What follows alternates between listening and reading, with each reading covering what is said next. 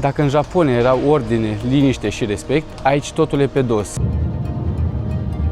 Satul femeilor cu părul lung, care a intrat în cartea recordurilor. Până la cazare o să fac infarct, am văzut șobolani.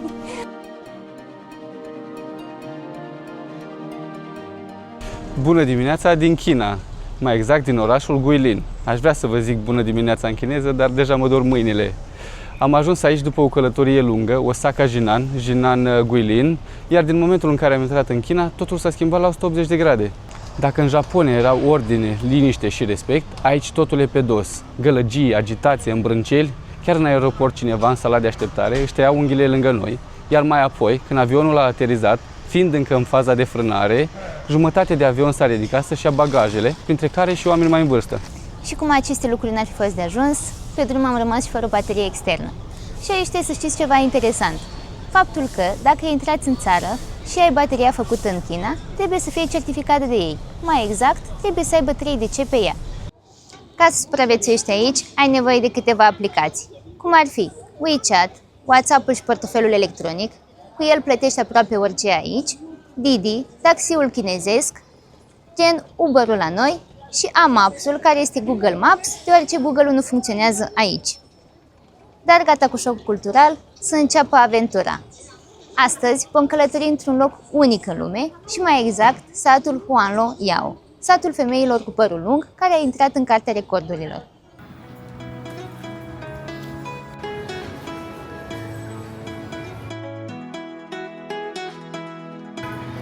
Basta?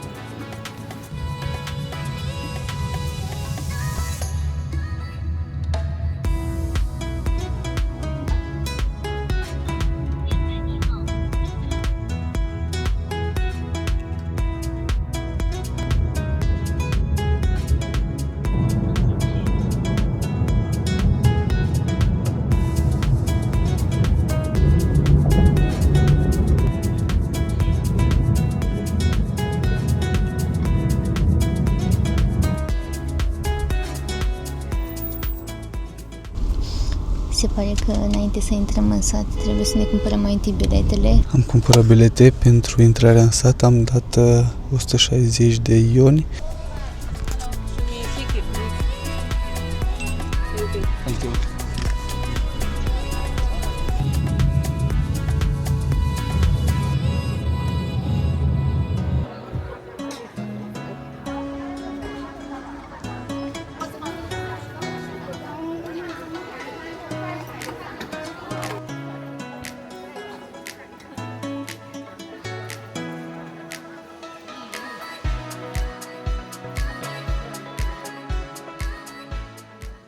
Tocmai ce am ajuns în Pinan, locul unde vom fi cazați pentru 2 nopți. Noi am ales să luăm un taxi din Guilin și am făcut în jur de 2 ore până aici, care ne-a costat 29 de euro, adică 254 de ioni. Mai era și varianta cu autobuzul, dar trebuia să-l schimbăm la un moment dat și am ales varianta aceasta fiind mai ușoară. Mie mi-este rău pe mașină și chiar dacă șoferul a condus exemplar, nu pot să zic că mă simt foarte bine.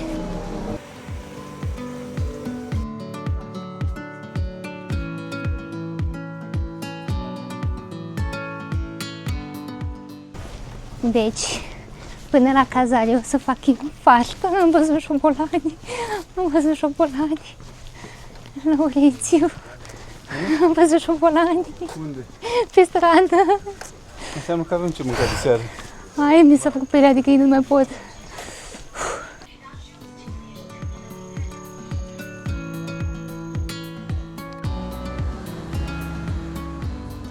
Ne simțim ca niște intruși. Suntem singurii europeni pe care i-am văzut pe stradă. Să vedem până sus.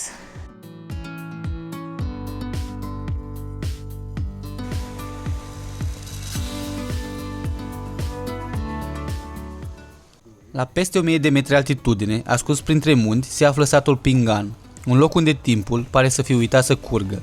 Aici oamenii din etnia Zhuang trăiesc de secole printre terasele de orez sculptate în pantă acum mai bine de 650 de ani. Casele din lemn stau cocoțate pe piloni, iar de la înălțime vezi o lume care respiră liniște, tradiție și echilibru. Casele sunt ridicate din lemn masiv, fără niciun cui metalic, îmbinate doar prin tăieturi precise și legături ingenioase. Acoperișurile lor sunt în trepte, acoperite cu șindrilă închisă la culoare.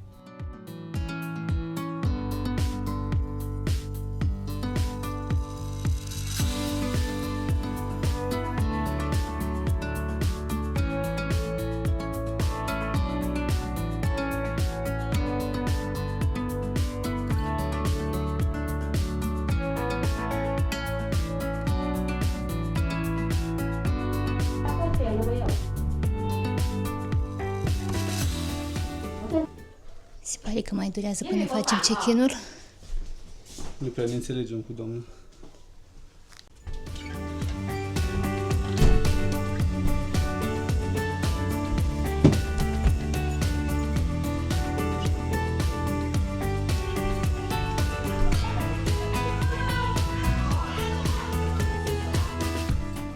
După 40 de minute de mers pe jos, ne-am cazat. Aici vom sta pentru 2 nopți și au costat 26 de euro. Este ok, simplu și curat, pereții sunt din lemn, practic o cabană.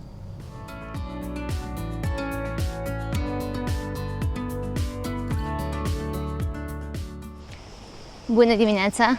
Ieri, după ce ne-am cazat, nu mai aveam timp să prindem spectacolul din sat, așa că ne-am trezit de dimineață și mergem să luăm autobuzul. Pot să zic că am dormit destul de bine, în afara faptului că ne auzeam vecinii și câțiva purcei care grohăiau.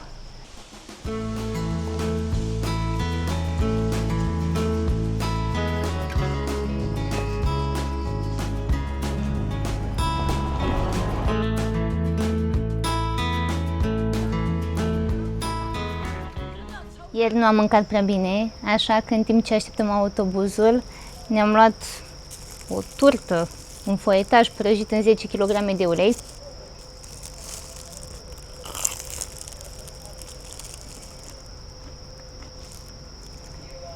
E bun, n-are gust la nimic. Puțin sărat.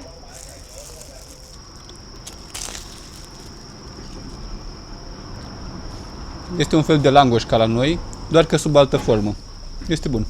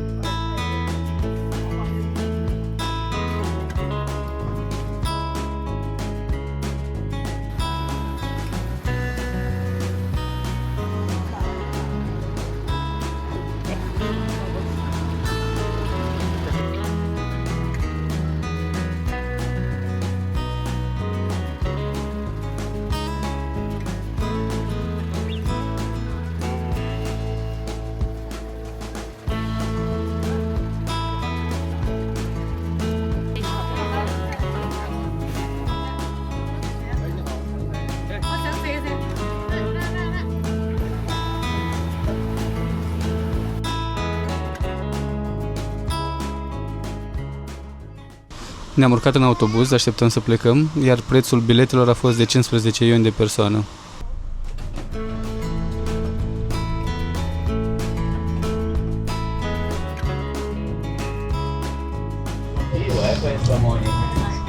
Așa arată călătoria prin munți.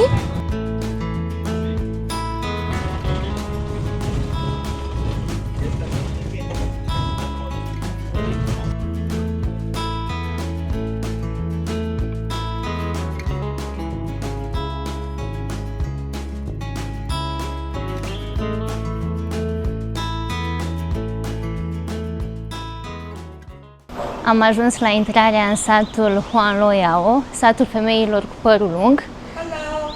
Ni hao! Ja. Aici există etnia Red Yao, unde femeile își lasă părul să crească de peste 2 metri.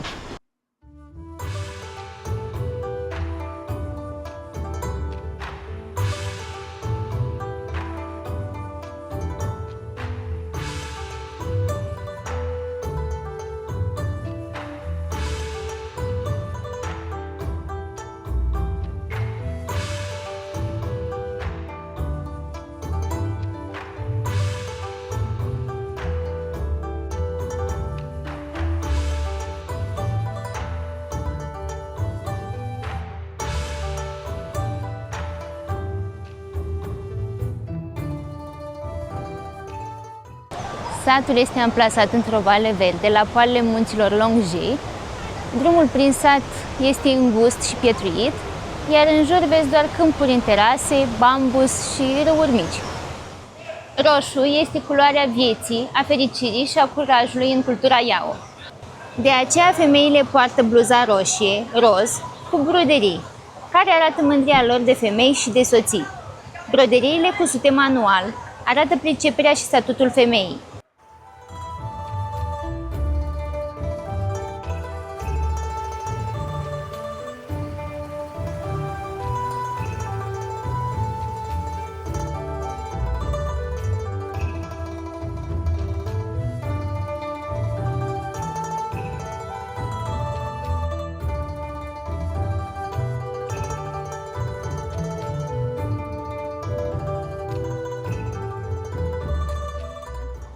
Și dacă vrei să pleci cu o amintire frumoasă de aici, poți să-ți faci și o ședință foto îmbrăcat în portul lor tradițional.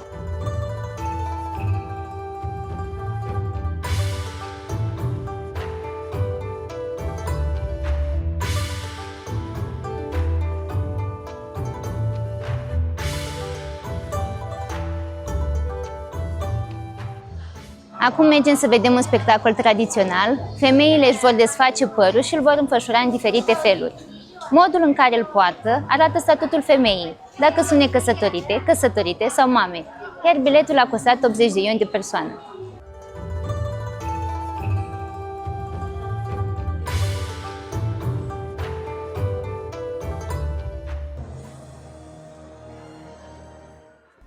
Pentru aceste femei, părul lor lung și negru, care nu devine grizonat odată cu trecerea anilor și care crește peste 2 metri, este sacru, simbolizând longevitate și bunăstare. După tuns, surplusul de păr este mânat bunicii fetei, care îl transformă într-o podoabă și o păstrează până în ziua anunții nepoatei sale. Podoaba este mânată apoi soțului, care o prinde în păr soției, urmând să o poarte toată viața. Din 2008, satul a devenit o atracție turistică.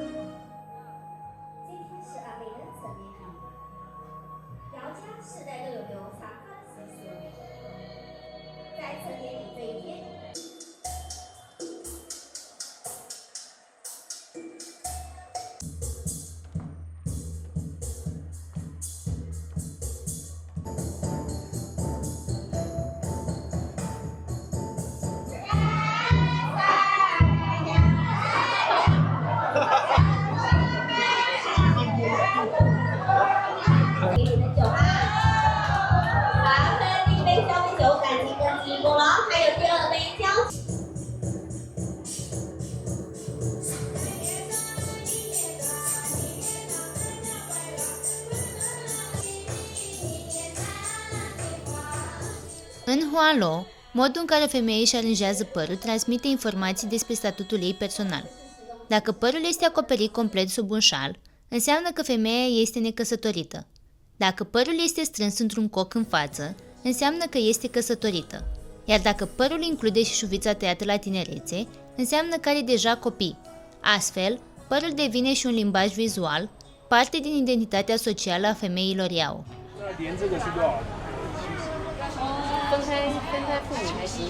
Acesta este fructul pasiunii necopt, se găsește peste tot aici, la tarabe sau chiar pe stradă.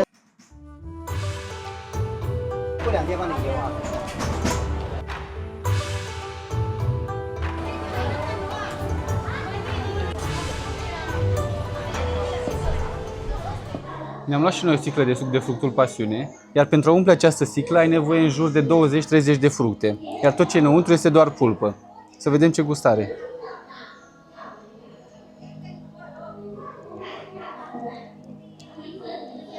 Un gust dulce acrișor, dar nu este rău deloc. Foarte bun.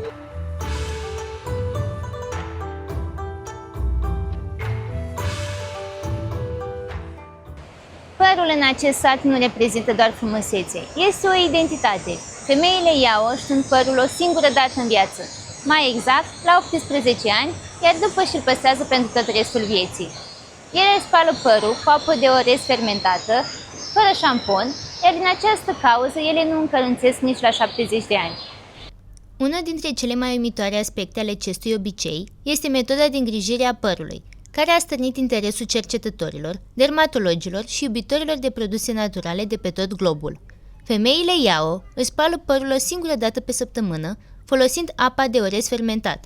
Lichidul rezultat din clătirea orezului, lăsat să fermenteze ușor și amestecat uneori cu plante locale aromatice. Femeile de aici poartă istoria pe umeri în fiecare fir de păr. Dacă vreți să vedeți tradiții vii, nu doar clădiri sau orașe, trebuie să vizitați sate ca acestea.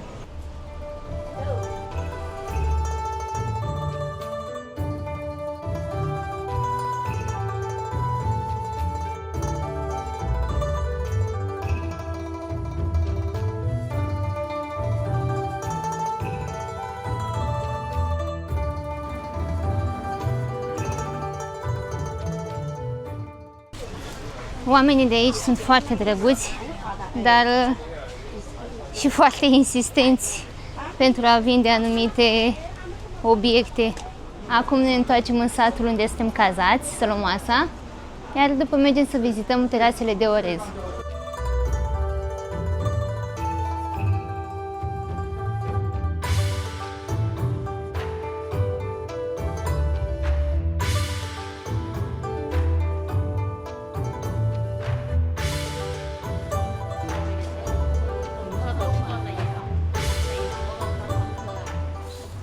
Am găsit acest fruct și ne-a plăcut cum arată. Nu știm exact ce este, o să lăsăm numele pe ecran și am vrea să-l încercăm.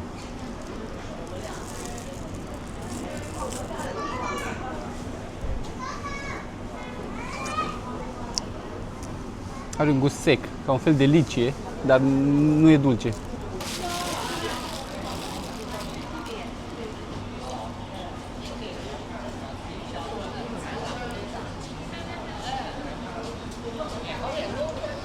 Nu știu cum Laura a putut să descrie acest fruct, că eu simt doar doi sâmburi.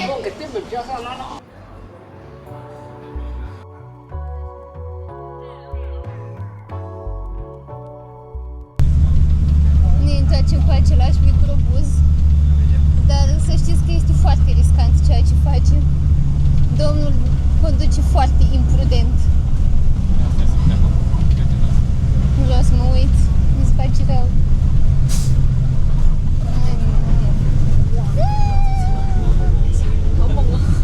După o cursă nebună am ajuns în stație. Șansele erau 50-50, aș fi zis. Așa că acum mergem să mâncăm.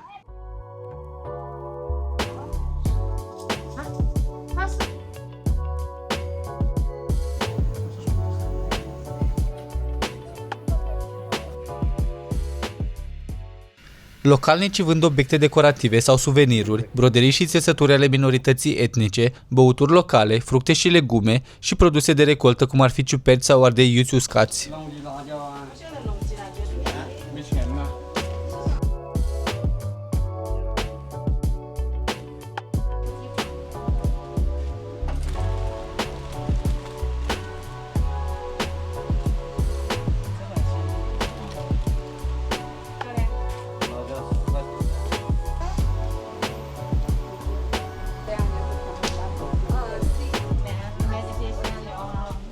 Oamenii de aici trăiesc simplu, în special din agricultură, cultivând orezul în terase, iar foarte mulți dintre ei și-au transformat casele în pensiuni pentru turiști.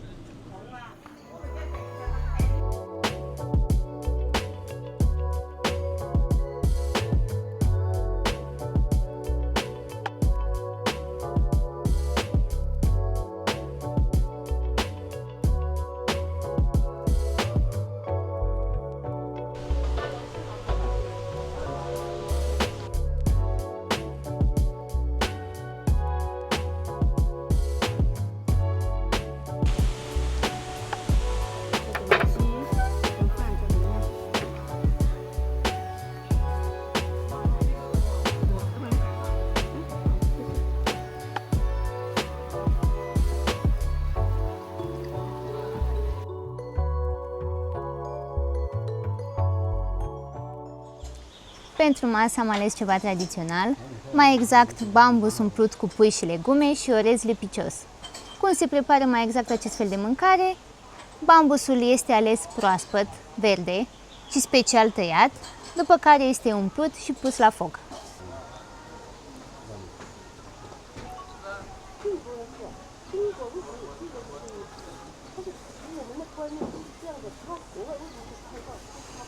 Este foarte bun, puțin prea condimentat pentru gustul meu și picant, dar în mare parte este foarte bun.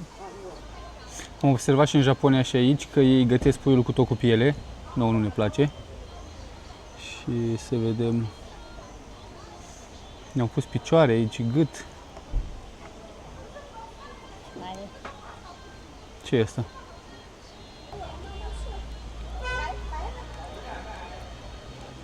Mi se pare destul de bun, nici prea condimentat, nici prea sărat, este în regulă. Să încercăm și orezul.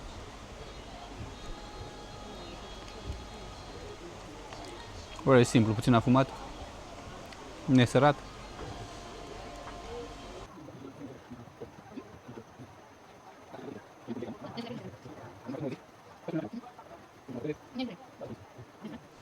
Am terminat de mâncat, tot ce ați văzut în video plus o bere și un suc au fost 133 de ioni.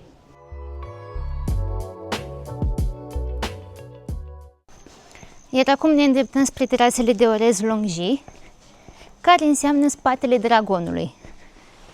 Se pare că vremea n-a mai ținut cu noi și a început să picure, dar sperăm că până ajungem sus se oprește.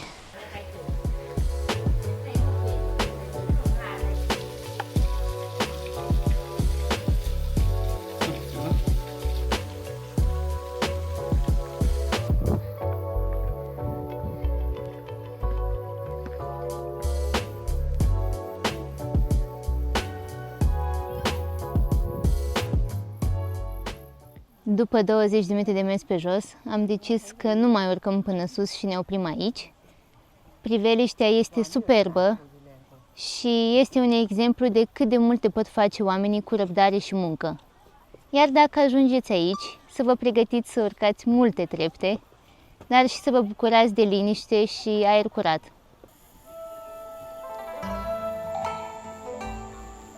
Oamenii au construit aceste câmpuri în trepte acum câteva sute de ani pentru a cultiva orez pe munte. Totul a fost făcut fără utilaje, iar localnicii muncesc la ele și în ziua de azi.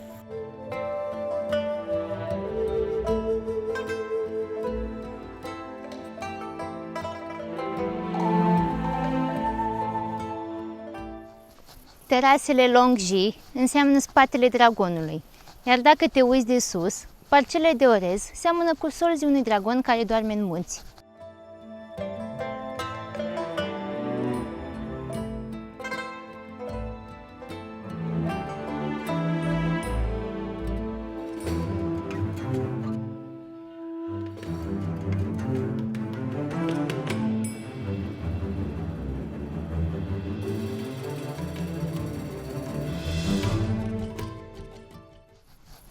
Poate oamenii de aici nu au internet bun, dar au liniște și cred că în ziua de astăzi acest lucru este un lux.